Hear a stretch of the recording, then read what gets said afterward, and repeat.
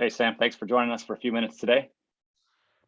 If you have a question for Sam, please, again, use the raised hand function. We will get to you. And our first question will come from Greg Barnes. Go ahead. Hey, Sam, a lot of hype for this team coming into the season.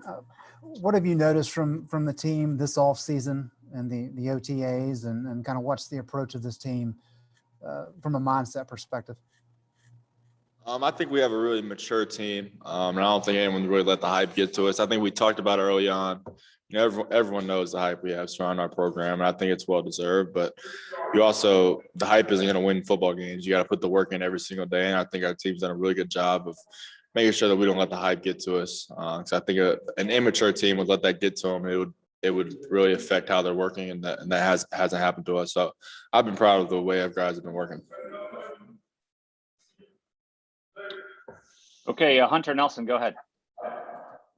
Hey, Sam, thanks for taking the time to join us here today. So you lost over 2,400 yards on the ground last year with Michael Carter and Javonte Williams heading off to the NFL, at least in the early part of the season, while you wait for the new guys to sort of gel at that position. Do you anticipate personal usage for you going up, whether it be through passing attempts or calling your number on the ground for yourself? That's a good question. I don't think so. I think we're going to do what we do. We're going to keep our same system. We feel really good about the guys in our running back room. You know, a lot of them had really good practices today. We haven't had a chance to watch it yet, but from what I saw out there on the field, I felt really good about what I saw from the running back room. So, there's a lot of guys that, are going to have a chance to step up this year and make some plays. And we're really not going to change anything we do. I mean, our running backs are still going to get the same amount of carries. So, I'm excited for those guys to kind of step up and excited to see what they can do. Okay, CL Brown, go ahead. Hi, Sam. Matt kind of talked about an ACC kickoff, but I wanted to get your take just on starting the season with the ACC foe and going on the road as opposed to, maybe playing a lesser opponent, a non-conference opponent at home. How do you view, how much excitement does that build for you for this first game being, of utmost importance? Yeah, I mean, I like it. I mean, personally, just the past 2 years, for all 3 years I've been here, we've had a pretty big opening game. With my freshman year being South Carolina, last year being Syracuse, so I think it's good to kind of play to not play a lesser opponent, just because there's kind of a sense of urgency going through camp. There's always a sense of urgency, but we're going to get tested early on, and we know that we're going to get tested week 1. We got to go play in Blacksburg. It's a hard place to play, so. And Virginia Tech's a great team. They do a good job. So, we know what the challenge is week 1. So it's kind of created a sense of urgency just around our whole entire program leading into the season. So, me personally, I like having that big game early on. Okay, let's go to Aaron Beard, please. Hey, Sam, you've obviously got a lot of experience in this offense. I'm curious, what are the things you work on when, you've been in this offense and you've run it, it so well, and you've had a lot of experience, just college reps in general. What are the things then you can do to refine your game? Yeah, I think you could be more involved just from a play calling and game plan standpoint. You kind of know what you're calling, when you're calling it, why you're calling it. So you can be more involved in those conversations. And I think the main way you can probably improve from year to year is just knowing more about the defense. So I think that's one way where I've really improved from my first 2 years here. I have a much better understanding of how Coach Longo's system is trying to attack the defense. And once you have a really good understanding of that, then it'll lead to success on the field. So I feel really good about where I am mentally going into this year. Okay, Brendan Marks, go ahead. Thanks, Mark. Hey, Sam. I actually wanted to ask you about Drake and Jacoby and just sort of pick your brain on how did those two guys approach the summer? What are the things you're trying to tell them as you guys get going here? And just generally sort of what are you seeing from them in terms of their work and their progress? Yeah, no, they've both been awesome. They both do everything that's asked of them and more. They're super fun to work with. They're always wanting to learn. They always want to watch film with me and stuff like that. So they both had good days today. The main thing I just try to tell them is, you're both going to get an opportunity, and whenever you get your opportunity, just take advantage of it. It's fun to watch those two compete. There's two super talented kids. They're two different different players, but they're so talented. So it's fun. It's been fun to watch them compete, and I'm excited to watch them keep doing it. Michael Coe, go ahead. Hey, Sam. Obviously, a lot of high expectations coming into this season. You guys are favored in a lot of the games this year. How do you stay confident in yourselves as a team week to week without overlooking anyone? Yeah, I mean, I think the mindset of our team, obviously we expect to win every game. That we've had that mindset ever since I got here, ever since Coach Brown got here. So I think you just got to treat every game like it's the biggest game of the year. We literally, no matter who we're playing, we don't look ahead. We treat that week like we're playing the biggest game of the year, and that's just kind of the mindset of our team. We prepare the same way for every team. No game is bigger than another. So that's just kind of our mindset. Over to Dennis Dodd. Go ahead. Hey, Sam, was there a point when you were growing up where you determined you had that the guts to face a rush without blinking? I'm doing a story on what it takes to face a blitz or rush and stand in there. Yeah, that's a good question. I don't know about an age. I think it's just something that some people develop and some people don't. So I don't know. I mean, it's a good question. I'd probably have to think about it a little bit. But I think it's just something that some people end up developing, some people can't develop it. Okay, thanks. Andrew Jones, go ahead. Hey, Sam, a couple of weeks ago in Charlotte, you were talking about a couple of the things that you worked on this offseason, and one of them was getting rid of the ball quicker, a little bit with your economizing your movement in order to get rid of the ball quicker. Can you sort of elaborate on that and maybe give an example of last year when you made a mistake in that area and how you believe you've actually fixed that problem?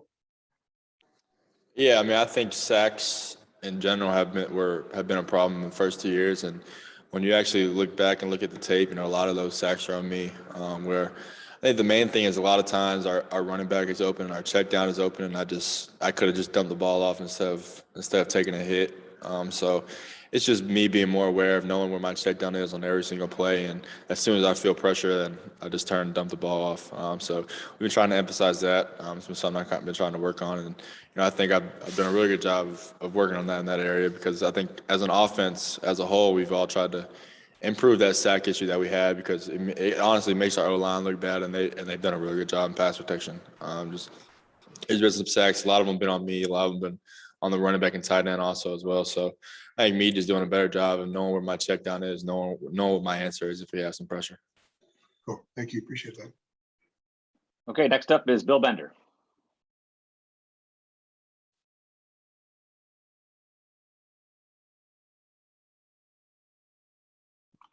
Sorry. Okay, go ahead.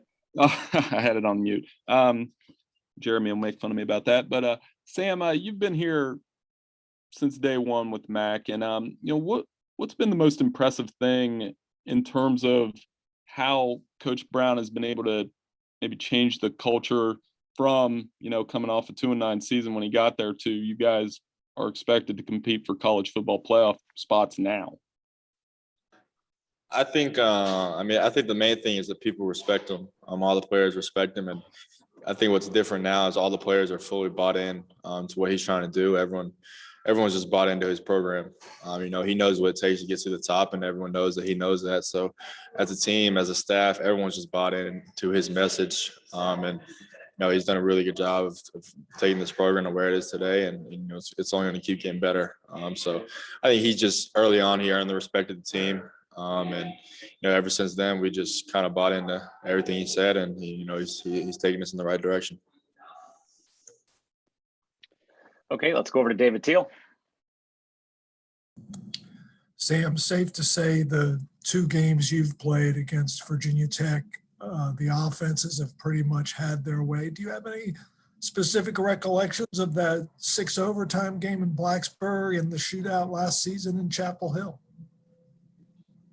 Yeah, I remember a lot about it. 2 crazy games, 2 high-scoring games. The 6 overtime game was probably the craziest game I've ever been a part of. But it's always a good game between us and Virginia Tech. I think they do a really good job on both sides of the ball. So, we definitely got to be prepared and definitely got to go in there and bring our A game to have a chance to win. Okay, Adam Smith, go ahead. Hey, Sam, to go back to some of the stuff you were talking about with Beard, with maybe getting him more involved in the offense and maybe having more of a say in the play calling. I don't know, how is that something you've talked about with Coach Longo? How do those conversations go? Like, what have you lobbied to maybe be more involved? Like, just what's that whole dynamic all about there? Yeah, well, I think with Coach Longo, the main thing with him, he wants you to like what we're doing. If there's one play I don't like in the offense, he gets rid of it. And I think just over the years, you just kind of earn that trust and earn that respect. My freshman year, I didn't really have much of a say at all when it came to game plan. He kind of put the game plan together and then told and installed it to me. I didn't really have a say of what went in there. And I was a little involved last year, a lot more involved in my freshman year than this year. Me and him talked about, I'll probably be pretty involved. We'll probably sit down and do some game plan together early on in the week and just kind of share our thoughts of what I like, what he likes. And, so I think I'd definitely be more involved this year. He wants me involved as well, because I think if your quarterback's not out there confident in the plays that's being called, then you're probably not going to be very successful. So he's done a really good job just kind of being open, and he wants me to be more involved. So it's been good for us. Okay, over to Gregory Hall. Hey, Sam, a few times today I saw you pull receivers aside and just kind of have conversations with them, particularly one with Joffrey. Just curious what you're trying to work on with those guys and trying to accomplish early on in training camp. I think we have a lot of really talented guys. I think we can just do a better job of the little details. That's what I think the guys are for them with Diami and Daz. They were so good at little details. There's little details about every route that we run that kind of makes it a little better, makes it easier to throw to. So just trying to, after every single route, just critique it. The best thing is those guys in that receiver room, they want to learn, they want to get better. So, they've been awesome. You brought up Joffrey. He's done an unbelievable job. He's come a long ways since he first came in 2 years ago. So I'm super excited about the receiver room right now. Mike Topper, go ahead.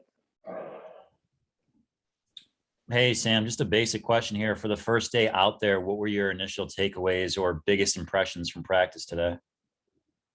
Yeah, I was overall really pleased with how practice went. I thought it was a lot of energy on both sides of the ball. I love the way guys are competing. Obviously, we don't have the pads on yet, so you can't really go full speed. But I think we competed well on both sides of the ball, and that's good to see. Offensively, I feel really good. I really just want to see how the skill guys were able to develop all summer and kind of put that out there on the field. And I was overall pleased with everyone's performance today. So hopefully we'll keep getting better. All right, we got time for two more. Ross Martin, go ahead.